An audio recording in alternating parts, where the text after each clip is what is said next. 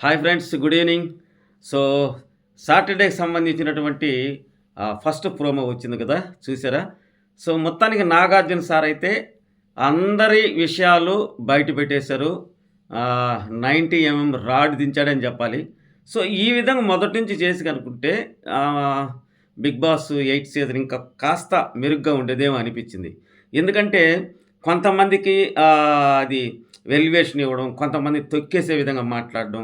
So, 'big boss' team చేసేదే కదా! ఆ స్క్రిప్ట్ ప్రకారమే కదా నాగ్ సార్ చేస్తారు. కాబట్టి అలా జరిగింది కాబట్టి ఈ 'బిగ్ బాస్ 8' వైల్డ్ కార్డ్స్ వచ్చే వరకు అదే విధంగా సాగింది. వైల్డ్ కార్డ్స్ వచ్చిన తర్వాత కూడా కొంతమందిని టార్గెట్ చేసినట్టు అనిపించింది. పోయిన వారైతే మరి దారుణంగా గౌతమ్‌ని టార్గెట్ చేసినట్టు అనిపించింది. కానీ ఇప్పుడు గూడా ఈ ప్రోమోలో గూడా గౌతమ్ పేరొచ్చింది. సో, మొత్తానికి గౌతమ్‌ని ఏమైనా తొక్కుతున్నారా అనేది ఆలోచించాల్సిన విషయమే. కాకపోతే ఏం జరిగిందనేది ఒకసారి చూద్దాం. మీకు నా రిక్వెస్ట్ ఏంటంటే, ఎలిమినేషన్ ఇద్దరయ్యారు. శనివారం టేస్టీ తేజ అయిపోయాడు. ఆదివారం పృథ్వీరాజ్ అవుతాడు. సో, అది నేను పెట్టాను. ఆ విషయం కూడా చెప్పాను. అదే ఫస్ట్ సేవ్ కూడా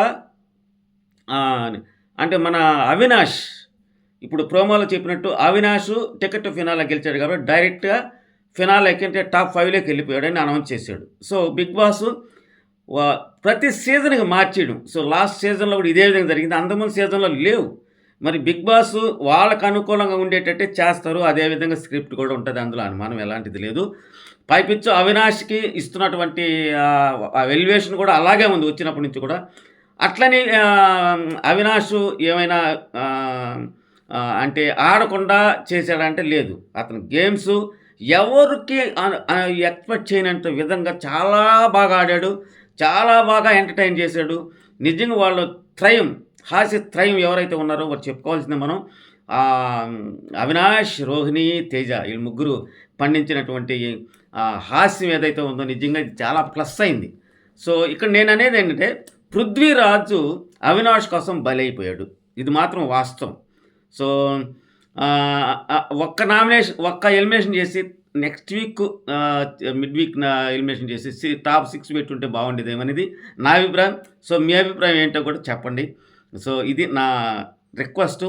సో, దానికంటే ముందు ఎక్కడ స్కిప్ చేయబాకండి ఫ్రెండ్స్. ఎందుకంటే చాలా స్మాల్ వీడియో, స్వీట్ అండ్ షార్ట్‌గా చెప్తా. సో, ఇప్పుడు దాకా నన్ను చాలా ఎంకరేజ్ చేశారు. నిజంగా మీ అందరికీ కృతజ్ఞతలు, వందనాలు. సో, నా 6000కైతే దగ్గరకొచ్చి జస్ట్ ఇంకొక అడుగు దూరంలోనే ఉన్నా. కొత్తగా చూసే ప్రతి ఒక్కరు కూడా లైక్ చేసి, షేర్ చేసి, సబ్స్క్రైబ్ చేయండి. ఇక ప్రోమో విషయానికెళ్దాం ఒకసారి. ప్రోమోలో ఏం జరిగిందనేది చూద్దాం. అవినాష్ డైరెక్ట్ ఫైనల్‌కి పోయాడని చెప్పాడు నాగ్ సారు. అదే నాగ్ సార్ ఏం చెప్తాడంటే కొంతమంది గోల్డెన్ కార్డ్స్, కొంతమంది బ్లాక్ కార్డ్స్ ఇస్తానంటాడు. ఫస్ట్ నాగ్ సార్ ఏందంటే నిఖిల్‌ని అడిగాడు.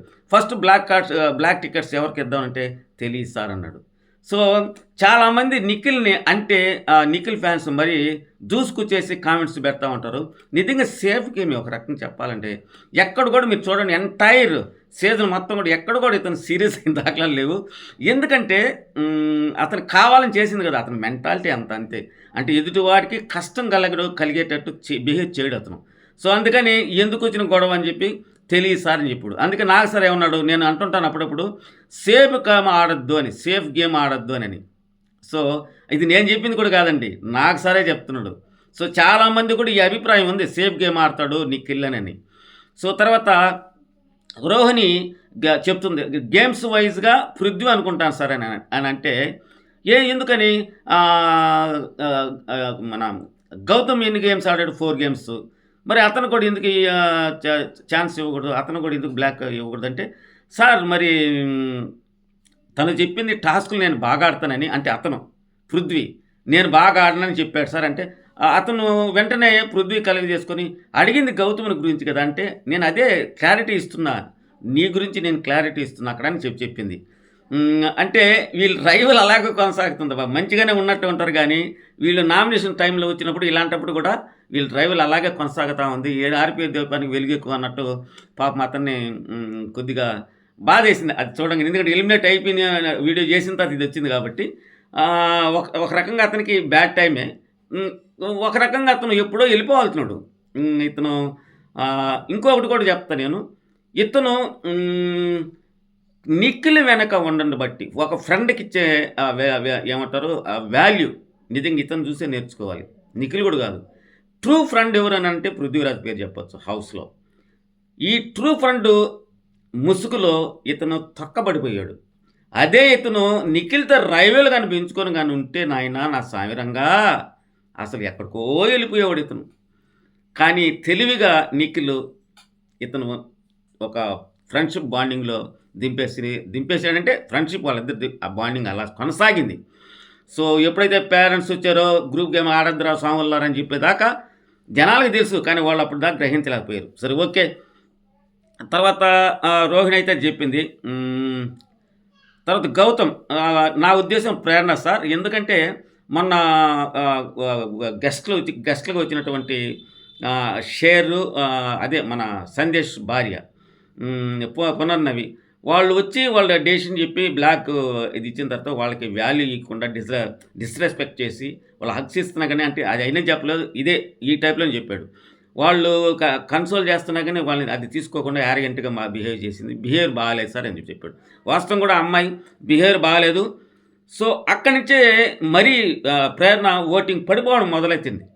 సో, ఇప్పుడు టాప్ 5లో ఉంటదని కూడా నమ్మకం లేదు. మీరు ఎవరేమనుకున్నా ఫ్యాన్స్ ఫరక్ పడదు. ఎందుకంటే ఉన్నదే చెప్తున్నా నేను.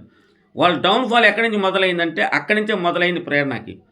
తేజకి నిన్న మరీ దారుణంగా మాట్లాడడం వల్ల అతను మరీ దారుణంగా పడిపోయింది. సరే దాని సంగతి అట్టు ఉంచుదాం. నాకు సార్ ఏమన్నాడంటే టికెట్ టు ఫినాలే నువ్వు ఫెయిర్‌గా ఆడావా ప్రేరణ అంటే, యెస్ సార్ నేను ఆడాను. ఫెయిర్‌గా ఆడాను. ఓకే. వీడియో ప్లీజ్ అన్నాడు. వీడియో ఏసాడు. వీడియో ఏస్తే ఆమె పట్టుకోవడం, క్యాచ్ పట్టుకోవడం. సార్ అది పక్కకెళ్ళిపోతుంది కదండీ. అది కాదమ్మా రూల్ ఈజ్ రూలే కదా! కింద పడిపోతే కదా ఎత్తుకోవాలి. నువ్వు డైరెక్ట్‌గా ఎత్తుకొని క్యాచ్ పట్టి ఏయకూడదు కదా! అంటే, సార్ టికెట్ పోతుంది కదా సార్ నాకునంటే, అదే గేమ్ అని థాట్‌లో నువ్వు ఫెయిర్‌గా ఆడడమే మానేసావు. సో, ఎటువంటి స్టేట్మెంట్ తెలుసా ఇది? ఆడియన్స్ కరెక్ట్‌గా గుచ్చుకుపోద్ది. హార్ట్‌లోకి వెళ్ళిపోద్ది అంతే. సో, నువ్వు ఫౌల్ గేమ్ ఆడుతున్నావని డైరెక్ట్‌గా హింట్ ఇచ్చాడు నాగార్జున సారు. నేను చెప్పింది కూడా అదే. ఎప్పుడైతే ఫెయిర్‌గా ఉంటారో వాళ్ళకే జనాలు ఫెయిర్‌గా ఓట్లేస్తారు. తర్వాత విష్ణుని నీ పరంగా విన్నర్ ఎవరి హౌస్ అంటే మైసెల్ఫ్ అంట. నువ్వు విన్నర్‌వా? ఏం చెప్తున్నావు విష్ణుప్రియ? అమ్మా! నువ్వు విన్నర్‌వా? ఈ థాటు సెకండ్, థర్డ్ వీక్‌లో అనుంటే నేను నమ్మేవాడినేమో. ఇప్పుడు కాదమ్మా. ఎందుకంటే నీకంత సీన్ లేదు. టాప్ 5లో అయితే ఉంటావు. అది మాత్రం గ్యారంటీ ఇవ్వగలను. ఎందుకంటే చాలా ఉన్నాయి దీని వెనక. అగ్రరాజ్యాలు కూడా ఉన్నాయి. దాని వెనక నీకు అగ్రరాజ్యాలంటే అమెరికా, రష్యాలు కాదండి. సో, అది మీరు అర్థం చేసుకోండి. ఆమె టాప్ 5లో ఉంటది. అందులో ఎలాంటి అనుమానం లేదు. కావాల్సిన రాసి పెట్టుకున్నాడు. Mark my words. అయితే ఆ విధంగా ఆడావా? సార్ నా వరకైతే నేను ఆడాను సార్. నీ ఆట సరిపోదు. అంటే అక్కడుండే ఆడియన్స్‌ని అడిగితే నో, నో సార్ అని చెప్పాడు. అంటే నీ పర్ఫార్మెన్స్ ఇంతేనన్నమాట. సో, అక్కడ ఉన్న పరువు కూడా పోయింది. పాయే. అది కూడా పాయే. సో, రేపు వారం అయినా జాగ్రత్తగా ఆడితే ఎందుకంటే వాళ్ళిద్దరు ఫ్రెండ్‌షిప్ కూడా రాత్రే చెప్పింది. దానికి తగ్గట్టు అతను హౌస్‌లో కూడా లేడు. ఇప్పుడు వెళ్ళిపోయిన తర్వాత అతన్ని గుర్తు చేసుకుంటూ మళ్ళీ కనుక్కుంటే వచ్చేవారం ఖచ్చితంగా వెళ్ళిపోద్ది. దీంట్లో అనుమానమే లేదు. లేదా అతను వదిలేసి గేమ్ మీద కనుక పెడితే ఆమె టాప్ 5లో ఉంటదనేది నా ప్రగాఢ విశ్వాసం. ఎందుకంటే రోహిణి కూడా వస్తది. రోహిణి ఇంతవరకు నామినేషన్ రాలేదు. ఆమె సత్తా ఏంటి, ఆమె ఓటింగ్ ఎలా ఉంటదో కూడా తెలీదు. సో, పైపెచ్చు ప్రేరణ, నబీల్ కూడా ఉన్నారు. నబీల్ కూడా దారుణంగా పడిపోయింది ఓటింగు. ఎందుకంటే అతను చేసుకుంది ఇలా ఇయన్నీ కూడా స్వయంకృత అపరాధమే. సో, మొత్తానికైతే ఫస్ట్ ప్రోమో మాత్రం చాలా బాగుంది. గతంలో కంటే ఇది చాలా బాగుంది.